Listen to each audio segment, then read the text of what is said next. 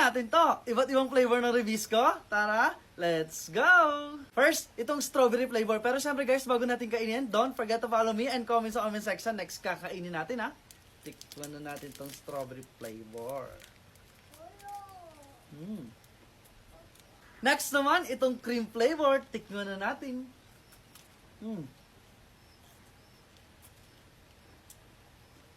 Next, itong butter.